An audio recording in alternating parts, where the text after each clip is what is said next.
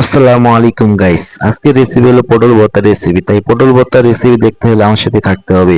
একটি পাতিলে আমি পটলগুলো সিদ্ধ করে নিয়েছি। এরপরে আমি এখানে পেঁয়াজ কুচি নিয়েছি, তারপর রসুন কোয়া নিয়েছি, তারপর এখানে কাঁচামরিচ নিয়েছি আস্ত। এরপরে সুন্দর কড়াই চাপিয়ে দিয়ে এখানে আমি সর্ষের তেল দেব। আর সর্ষের তেলটা একটু আগে গরম করে নিতে হবে। গরম করে হয়ে গেছে, এখন আমি এগুলো আমি এখানে ফালাই দেব। পেঁয়াজ কুচি আর এগুলো সুন্দর মতো নাড়াই নিব যতক্ষণ না পর্যন্ত লালচে ভাব আসে। বেশ লালচে ভাব আসা হয়ে গেছে, এরপর আমি এখানে উঠাই নেব। এদিকে আমার পটলগুলো সিদ্ধ হয়ে গেছে, পটলগুলো কেটে আমি আস্ত বিচিগুলো ফালাই দেব। এরপরে সুন্দর মতো এখানে প্রস্তুত করে নিয়েছি, এগুলো আমি ব্লেন্ডারে বাটবো। এরপরে এগুলো নিয়ে আমি এখন ব্লেন্ডারে ফালাই দেব বাটার জন্য। এরপরে সেই ভেজে রাখা মশলাগুলো এখানে ফালাই দেব।